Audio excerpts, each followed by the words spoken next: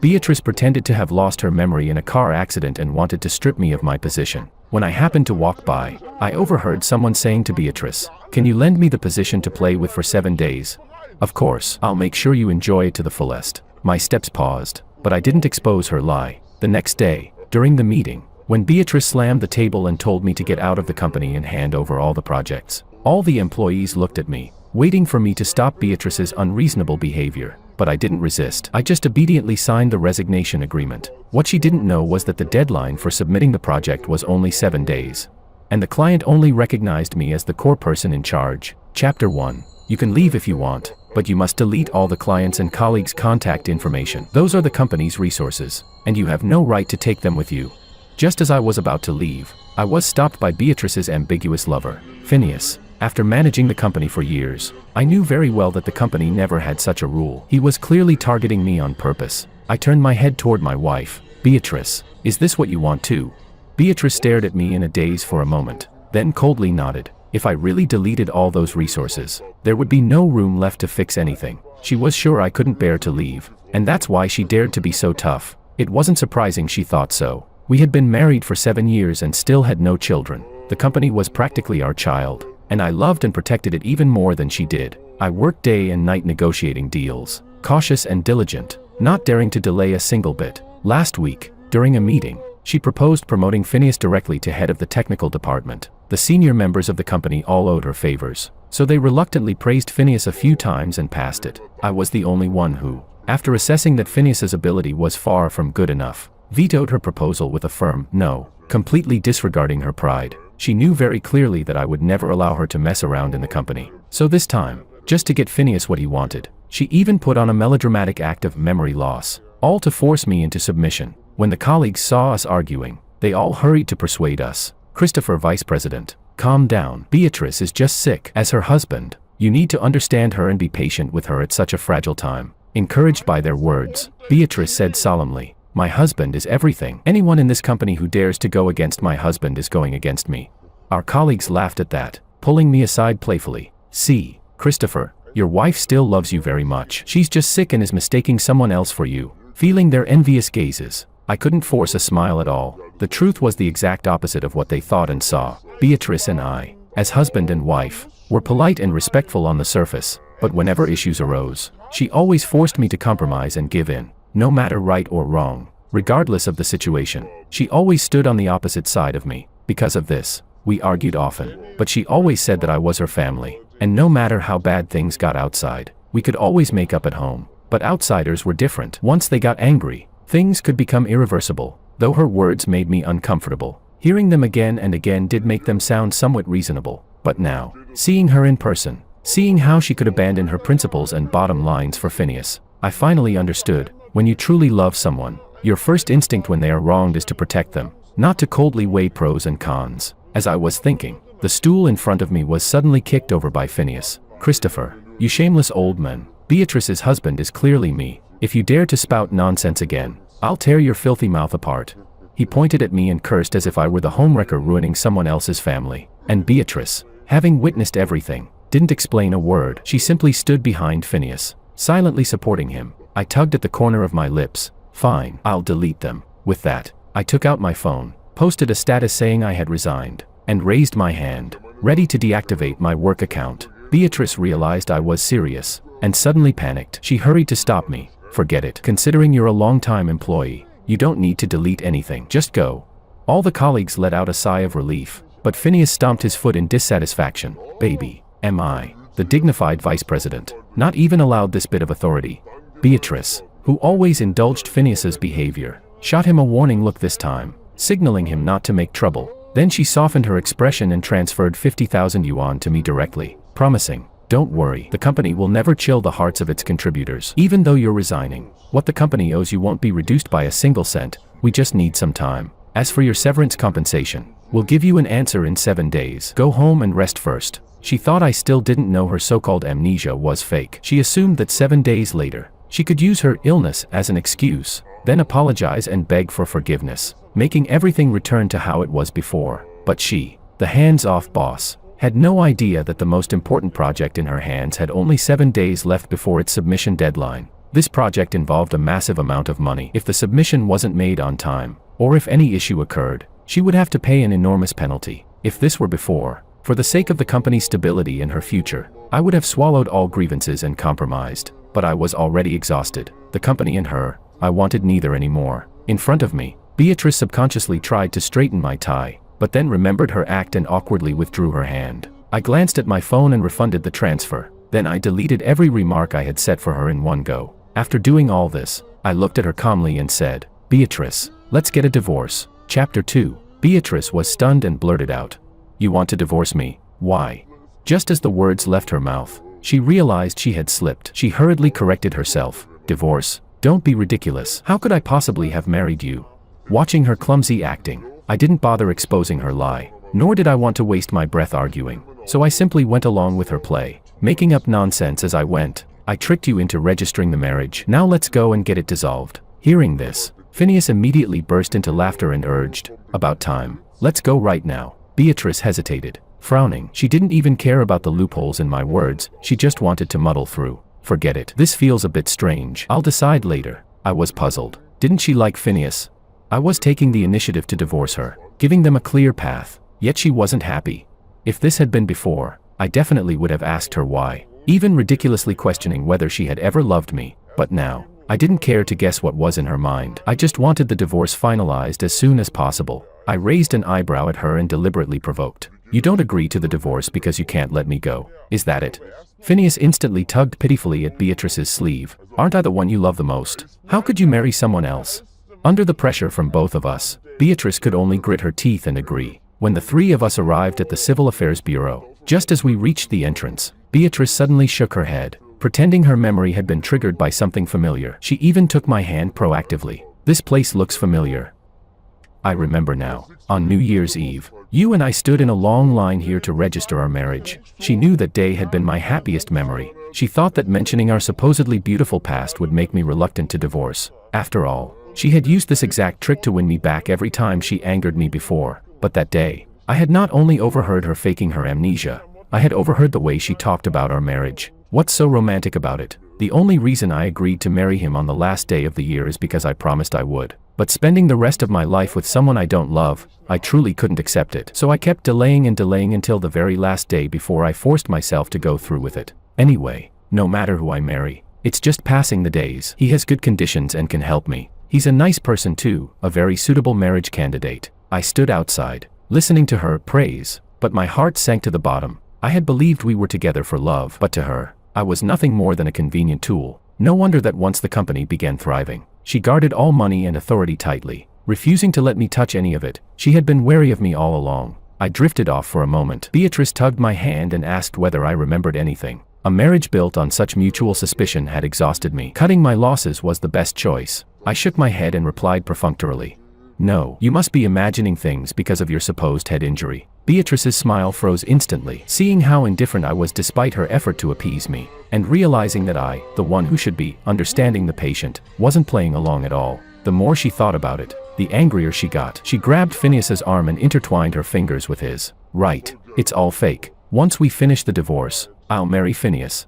She stomped her foot and walked in with Phineas, blissfully holding his hand as if she were here to get married instead. I couldn't be bothered to indulge her tantrums and followed them inside. Right after we completed the registration process, we were brought into a mediation room. Beatrice sat directly on Phineas's lap, took out the grapes she had bought on the way, peeled them one by one, and fed them into his mouth. She thought she was making me jealous, but ironically, all it did was remind me of the cold, shy Beatrice from my memories. In front of others, she had never even been willing to hold my hand. She always said that pulling and touching each other in public was improper, but now, she was like a completely different person, so bold that it made people embarrassed to look at her. Even the staff in the mediation room couldn't stand it anymore. Coupled with my firm attitude, we quickly moved on to the divorce procedures. My expression remained cold throughout, which made Beatrice very displeased. Out of spite, she gave me the silent treatment and rushed through the process. When we walked out with the divorce certificate, I let out a long breath. The heaviness pressing over my head finally lifted a little. I hailed a taxi to go home.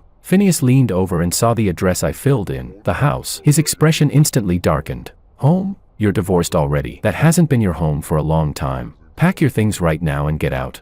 Beatrice stood beside him and laughed. "That's right. Kick the outsider out." She wanted me gone so she could clear the space for Phineas. No normal man could tolerate that. The old me couldn't either. But now, I simply nodded indifferently. Fine, I'll move out. I booked a hotel while sitting in the taxi. After arriving home, I started packing my things seriously. By this point, everything had spun completely out of Beatrice's control. She rarely backed down, but this time she did, pretending that she had regained a bit of memory. She picked up our wedding photo and asked me, "Christopher, when did we take this picture?"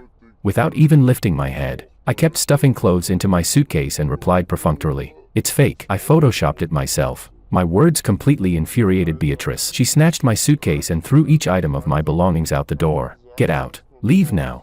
With a loud slam, she shut the door. I shook my head silently, bent down, picked up the clothes scattered on the ground, dusted them off, and stuffed them back into my bag. Inside the house, Phineas anxiously said, "President Beatrice, all of this is my fault. I should never have insisted on being vice president. Watching you two divorce. I feel awful. Maybe I should go explain things to my brother-in-law."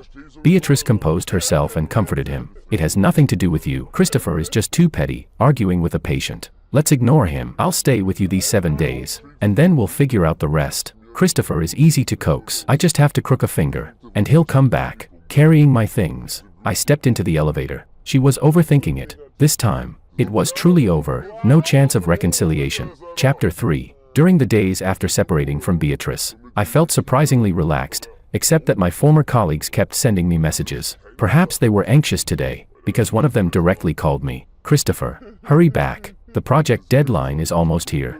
I was about to refuse when I suddenly heard a commotion, as if someone was snatching the phone away. A moment later, Phineas's angry voice came through. "Christopher, you've already been fired. Stop meddling in company affairs." My colleague was furious. "Phineas, what are you doing? Don't you realize that if this project fails, the company will lose a huge amount of money?" Phineas didn't care at all. "What's the panic? I'm almost done with the design draft. I'll hand it in within a few days." My colleague's shocked voice came again. "Nonsense. Your level is nowhere near enough. Besides, the client specifically requested Christopher for the design. You're scamming them. Where's Beatrice? I want to speak to her." Phineas's threatening voice snapped back. "President Beatrice is still sick. If any of you dare to gossip or stir trouble, aren't you afraid I'll fire all of you?" And with that, the call ended, but I could already guess what would happen next. After what happened to me, none of them would dare act rashly. They could only endure silently. I shook my head and stopped thinking about it. I truly let the company go. Before, I had been endlessly busy for the company. Now that I finally had time, I met up with friends. Each day was relaxed and carefree, washing away all the troubles. On the 7th day, I put on a suit and held a groom's boutonniere, preparing to attend a friend's wedding. As I entered the venue, I messaged my friend. The boutonniere fell in the car, but I found it. "I'm bringing it to you now." Just after I sent the message, I suddenly heard a familiar voice. "Thank you all for coming to attend my wedding with Phineas." I turned around and saw Beatrice wearing a wedding dress, arms linked with Phineas, greeting the guests. Their wedding photos were even displayed outside the hall. Phineas spotted me first. He grabbed Beatrice's chin and kissed the corner of her lips. The surrounding guests screamed in excitement, and Beatrice shyly hid in his arms. Then she suddenly looked up, right into my eyes, and froze. Realizing her reaction, she immediately straightened up and deliberately put some distance between herself and Phineas. Phineas noticed and pursed his lips, unhappy that Beatrice seemed to be leaning toward me,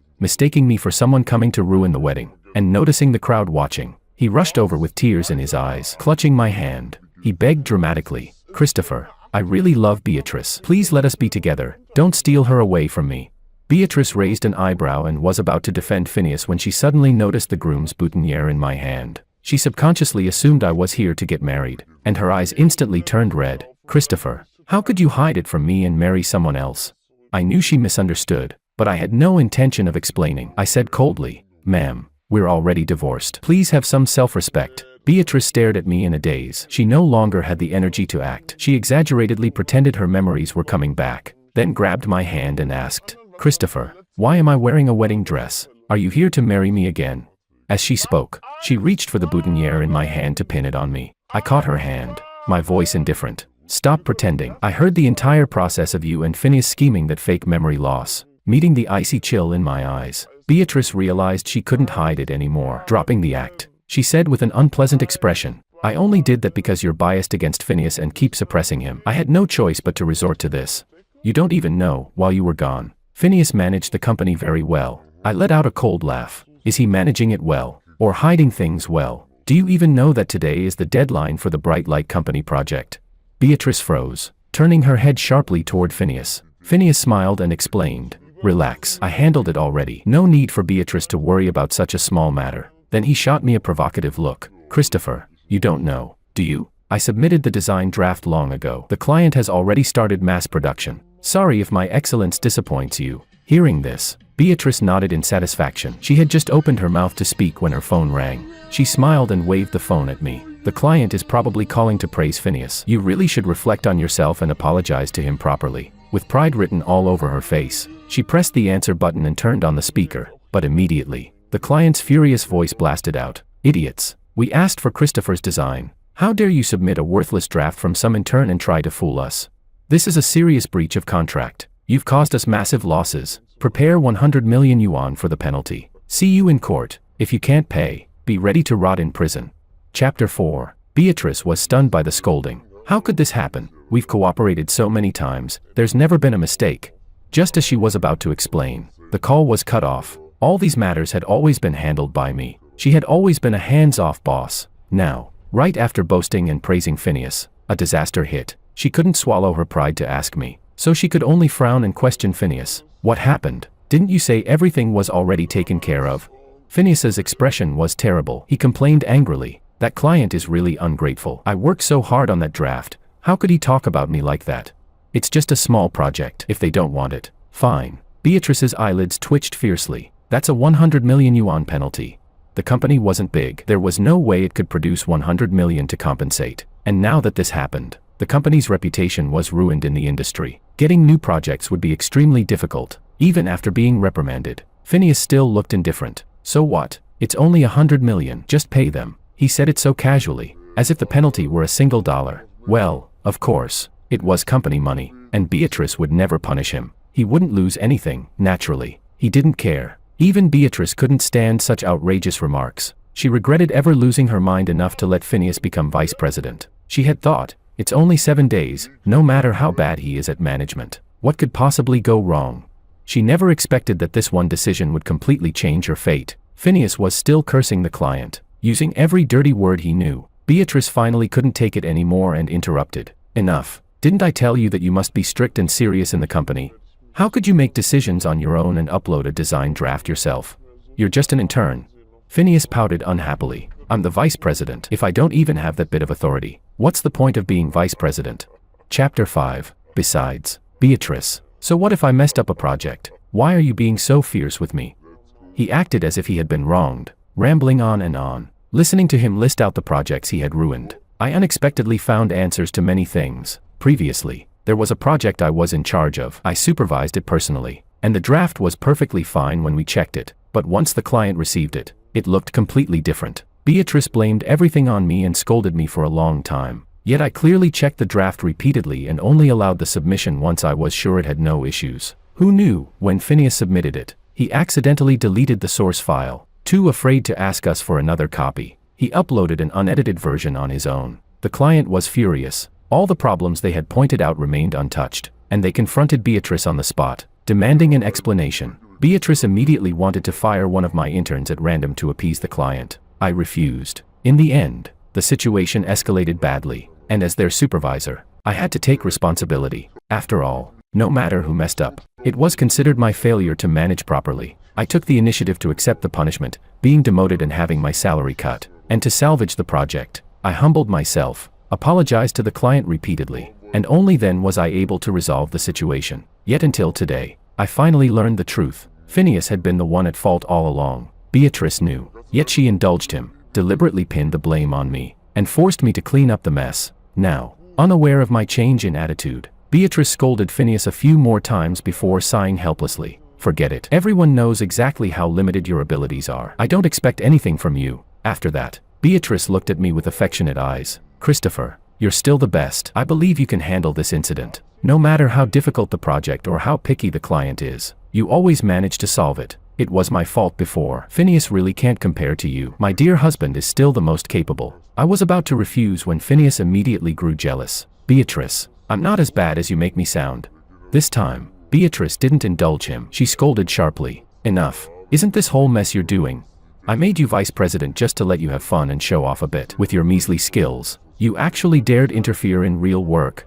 Beatrice reprimanded Phineas harshly. It was rare for her to take my side, but I felt no joy at all. Her praise for Phineas had always come from the bottom of her heart, but whenever she praised me, it was always just on the surface, always followed by a request for help. I used to like her sweet words, but now that I understood her true nature, I found her behavior revolting. When Beatrice asked me again to help with the situation, I lifted my hand and calmly refused. "I've already resigned. I have no right to manage anything in the company." Chapter 6. Beatrice's expression turned slightly unpleasant, but she quickly added, "All of that was just a joke, but what Phineas did that day really went too far. Phineas, come apologize to Christopher. Once you apologize, we'll consider the matter settled." Phineas was unwilling. "Why should I? I didn't do anything wrong. Why do I have to apologize?"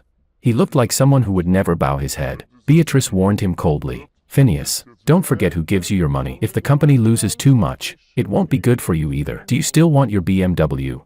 Threatened with the loss of his luxury car, Phineas finally gave me an unwilling apology. "Sorry, is that good enough for you?" Beatrice was really generous with him. She even bought him a luxury car. Back then, when I saved up to buy myself a modest car just for commuting, she nagged me for half a year. "We've only lived well for a few days and you already spent $100,000 on a car. What a waste. You couldn't just ride my old electric scooter." When I started my business, I rode that little scooter everywhere. Why can't you?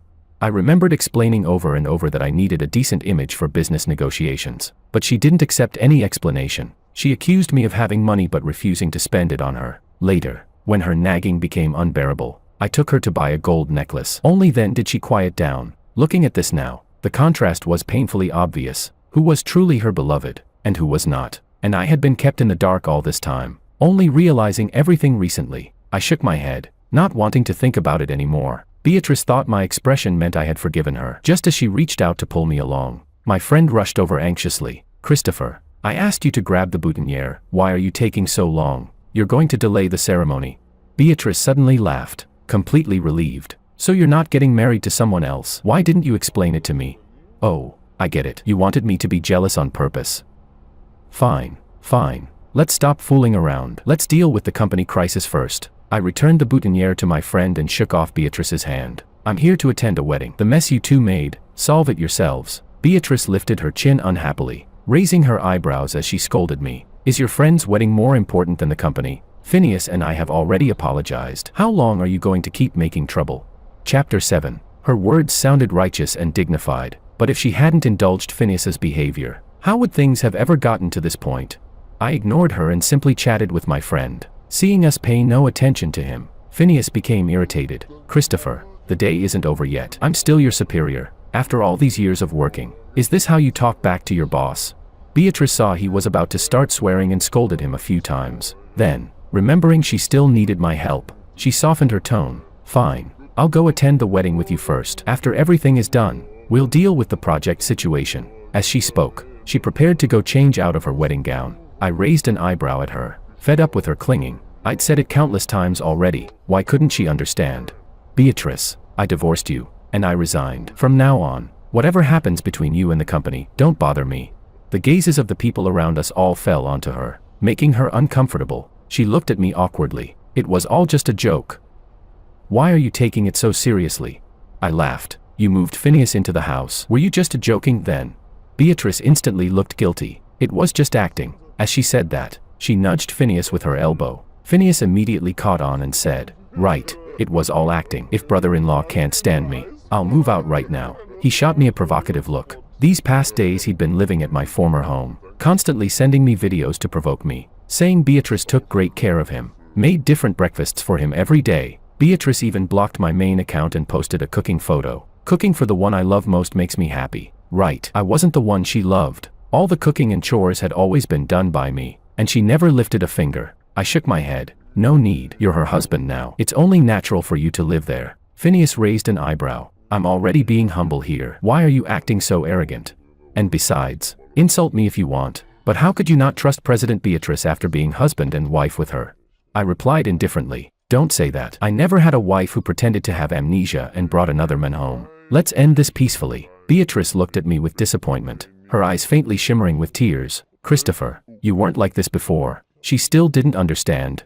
Before. I treated her well and gave in to her again and again because I loved her. But now, I didn't love her anymore. I walked toward the banquet hall with my friend and stopped paying attention to them. Chapter 8. At the wedding, I helped my friend run around handling things, and he didn't ask about what happened earlier. Only after everything was done did I finally have time to check my phone. That was when I realized that news of the company's project problem had already spread throughout the industry. Beatrice could no longer sit still. She had to stabilize the client on one side and calm down the furious shareholders on the other. The person running around frantically had become her. During this time, Beatrice also sent me messages asking for help, but I kept refusing every single one of them. This finally infuriated her. "Christopher, I'm giving you face by asking you to save the situation. Don't be ungrateful." I directly deleted and blocked her, never replying again. The situation spiraled out of control, spreading far beyond the usual circles. For several days in a row, she dominated the headlines. The company's stock price also plummeted rapidly.